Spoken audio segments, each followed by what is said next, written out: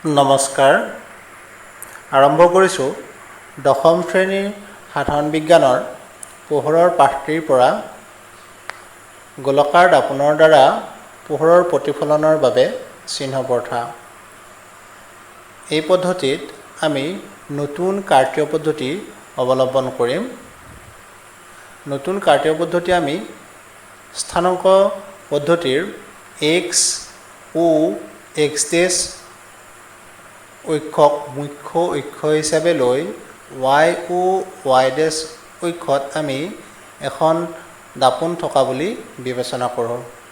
তেতিয়া আমি দেখিম যে প্ৰথম চুকত আমি প্লাছ প্লাছ অৰ্থাৎ x আৰু y দুয়োটা দিশেই হ'ব পজিটিভ।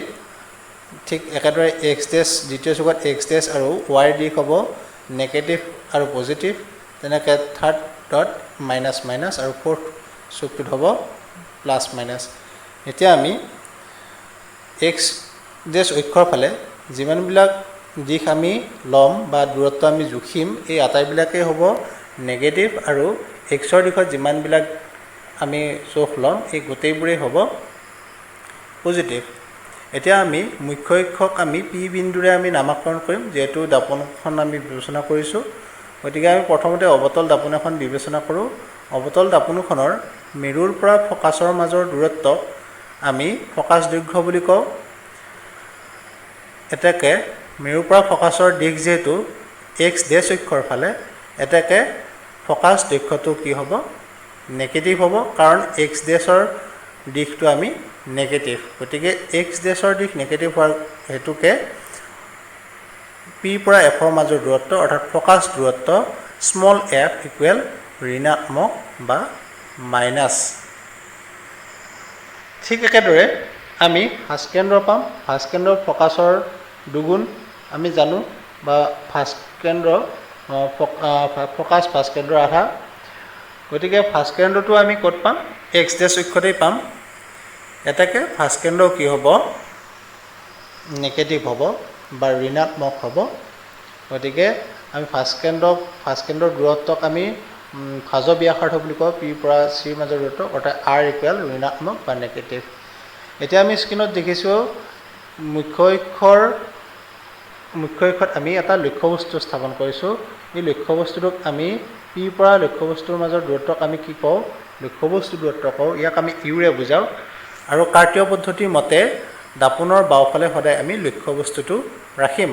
গতিকে ইউ হ'ব লক্ষ্যবস্তুৰ দূৰত্বটো হ'ব কি নেগেটিভ, কাৰণ ইউ থাকিব x ডেছ অক্ষৰ ফালে। গতিকে x ডেছ অক্ষৰ ফালে থকা হেতুকে লক্ষ্যবস্তুৰ দূৰত্ব ইউ ঋণাত্মক হ'ব, ইউ ইকুৱেল ঋণাত্মক হ'ব অৰ্থাৎ নেগেটিভ হ'ব মাইনাছ। গতিকে আমি লক্ষ্যবস্তুটোৰ কাৰণে আমি এটা যদি ৰশ্মিচিত্ৰ অংকন কৰোঁ তেতিয়াহ'লে আমি কি পাম? অৱতল দাপোনখনৰ বাবে আমি এটা প্ৰতিবিম্ব পাম। আমি ৰশ্মিচিত্ৰটোত দেখিছোঁ, আমি ৰশ্মিচিত্ৰত আমি এটা প্ৰতিবিম্ব পাইছোঁ চি আৰু এফৰ মাজত। এই প্ৰতিবিম্বটো কি হ'ব আমি ক'ত পালোঁ? দাপোনখনৰ সন্মুখত অৰ্থাৎ x ডেছ অক্ষতেই আমি পালোঁ। এতেকে পিৰ পৰা প্ৰতিবিম্বৰ মাজৰ দূৰত্বও হ'ব প্ৰতিবিম্বৰ দূৰত্ব, আৰু এই প্ৰতিবিম্বৰ দূৰত্বও হ'ব নেগেটিভ বা ঋণাত্মক, অৰ্থাৎ ভি সমান ঋণাত্মক হ'ব মাইনাছ, ভিউ হ'ব মাইনাছ, ইউ মাইনাছ ভিউ মাইনাছ পালোঁ। কিন্তু আমি এটা কথা জানো যে অৱতল দাপোনৰ ক্ষেত্ৰত এফ আৰু পিৰ মাজৰ দূৰত্বত যদি আমি লক্ষ্যবস্তু ৰাখোঁ তেতিয়াহ'লে ই দাপোনৰ পিছফালে x অক্ষৰ দিশত এটা প্ৰতিবিম্ব গঠন কৰিব, যিটো লক্ষ্যবস্তুৰ তুলনাত ডাঙৰ। এই প্ৰতিবিম্বটো কিন্তু সৎ হ'ব আৰু ই হ'ব ইয়াৰ দিশ হ'ব প্ৰতিবিম্বৰ দূৰত্ব পজিটিভ। তেনেকৈ আমি লক্ষ্যবস্তুৰ উচ্চতা লক্ষ্যবস্তুৰ উচ্চতা প্ৰতিবিম্বৰ উচ্চতা যদি চাওঁ, লক্ষ্যবস্তুটো y অক্ষৰ ফালে থিয় কৰি ৰাখিছোঁ। গতিকে y দিশ যিহেতু পজিটিভ, এটাকে লক্ষ্যবস্তুৰ উচ্চতাও কি হ'ব পজিটিভ হ'ব। তেনেকৈ প্ৰতিবিম্ব যিহেতু ওলোটা, লক্ষ্যবস্তুৰ দূৰত্ব আমি h ইকুৱেলটো ধনাত্মক পালোঁ। ঠিক তেনেকৈ প্ৰতিবিম্বটো আমি কেনেকৈ পাম? ওলোটাকৈ পাম। অৰ্থাৎ আমি কোনটো চুকত পাম? তৃতীয় চুকত পাম। তৃতীয় চুকত দুয়োটা দিশেই নেগেটিভ, অৰ্থাৎ y দিশটো আমি কি পাম? y ডেছৰ দিশত হ'ব।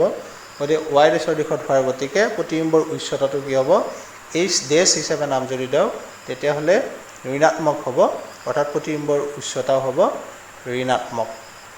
লক্ষ্যবস্তুৰ উচ্চতা ধনাত্মক আৰু প্ৰতিবিম্বৰ উচ্চতা আমি ঋণাত্মক পাম। পোহৰৰ পাঠটিৰ সম্পূৰ্ণ আলোচনাৰ বাবে আপুনি www.alapassam.com আপুনি লগ ইন কৰি আপুনি তাত চাব পাৰে।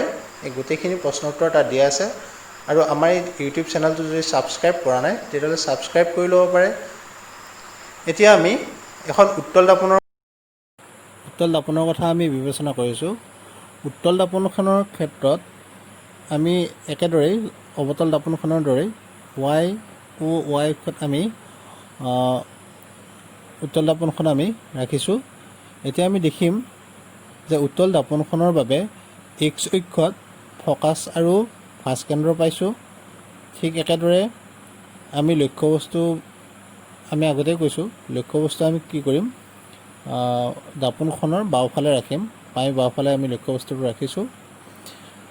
গতিকে আমি দেখা পালোঁ যে ফকাছ এইটো এক্স অক্ষৰ দিশত, গতিকে ফকাছ দৈৰ্ঘ্য পিৰ পৰা এফৰ মাজৰ দূৰত্ব ফকাছ দৈৰ্ঘ্য হ'ব। অৰ্থাৎ উত্তল দাপনৰ ক্ষেত্ৰত ফকাছ দৈৰ্ঘ্য কি হ'ব, ধনাত্মক হ'ব। অৰ্থাৎ F = ধনাত্মক হ'ব। ঠিক একেদৰে ফাজ কেন্দ্ৰ আমি কি পাম, ধনাত্মক পাম, কাৰণ ইউ থাকিব এক্স অক্ষৰ দিশত। এতেকে ফাজৰ ব্যাসাৰ্ধ কি হ'ব, ফাজৰ ব্যাসাৰ্ধ R = ধনাত্মক হ'ব। ফাজৰ ব্যাসাৰ্ধ আমি ধনাত্মক হিচাপে পাম। এতিয়া লক্ষ্যবস্তু আমি ক'লোৱেই আগতে যে লক্ষ্যবস্তু আমি দাপোনখনৰ বাওঁফালে ৰাখিম, দাপোনখনৰ সন্মুখৰ বাওঁফালে ৰাখিম। গতিকে ই এক্স ডেছ অক্ষৰ ফালে থাকিব। এতেকে ই হ'ব নেগেটিভ, অৰ্থাৎ ইউ বা লক্ষ্যবস্তুৰ দূৰত্ব ইউ হ'ব কি নেগেটিভ হ'ব বা ঋণাত্মক হ'ব। ঠিক একেদৰে আমি এটা এই লক্ষ্যবস্তুৰ কাৰণে আমি এটা প্ৰতিবিম্ব পাম, যিটো প্ৰতিবিম্ব দাপোনখনৰ আমি দেখা পালোঁ লক্ষ্যবস্তুৰ দূৰত্ব ইউ ঋণাত্মক। এতিয়া আমি প্ৰতিবিম্বটো যদি চাওঁ, প্ৰতিবিম্বটো উত্তল দাপনৰ ক্ষেত্ৰত সদায় লক্ষ্যবস্তুৰ তুলনাত সৰু আৰু অসৎ প্ৰতিবিম্ব, অৰ্থাৎ দাপোনখনৰ পিছফালে গঠন হয়। আৰু দাপোনখনৰ পিছফালে যিটো গঠন হ'ব এতিয়া এক্স অক্ষত গঠন হ'ব। এটাকে প্ৰতিবিম্বৰ দূৰত্ব ভি হ'ব ধনাত্মক। সেইদৰে লক্ষ্যবস্তুৰ উচ্চতা আৰু প্ৰতিবিম্বৰ উচ্চতা যদি বিবেচনা কৰোঁ তেতিয়াহ'লে দেখা পাম যে লক্ষ্যবস্তুটো ৱাই অক্ষৰ দিশত আছে। গতিকে ই হ'ব লক্ষ্যবস্তুৰ উচ্চতা h হ'ব ধনাত্মক। তেনেকৈ প্ৰতিবিম্বটো যদি লক্ষ্য কৰোঁ তেতিয়া দেখিম প্ৰতিবিম্বটো এক্স অক্ষৰ দিশতেই আছে। গতিকে প্ৰতিবিম্বৰ দূৰত্ব h ডেছো হ'ব ধনাত্মক। গতিকে আমি দেখা পালোঁ, এয়া দেখিলোঁ আমি প্ৰতিবিম্বৰ উচ্চতা h ডেছ ধনাত্মক। এতিয়া আমি গোটেইখিনি কথা লক্ষ্য কৰিলে দেখা পাম উত্তল দাপনৰ ক্ষেত্ৰত লক্ষ্যবস্তুৰ দূৰত্ব নেগেটিভ আৰু বাকী ফকাছ ফাজৰ ব্যাসাৰ্ধ বা আন গোটেইবোৰেই হ'ব পজিটিভ। তেনেকৈ অৱতল দাপনৰ ক্ষেত্ৰত লক্ষ্যবস্তুৰ উচ্চতাটোৱে হ'ব পজিটিভ, আন বাকীবোৰ নেগেটিভ। মাত্ৰ আমি ফকাছ আৰু মেৰুৰ মাজত থকা লক্ষ্যবস্তুৰ তুলনাটো যদি কৰোঁ সেইটোৰ বাদে বাকী আন গোটেইবোৰতে কি হ'ব নেগেটিভ। আলোচনাটি ইমানতেই শেষ কৰিছোঁ। নিশ্চয় উপকৃত হ'ল বুলি ধৰিছোঁ। ধন্যবাদ।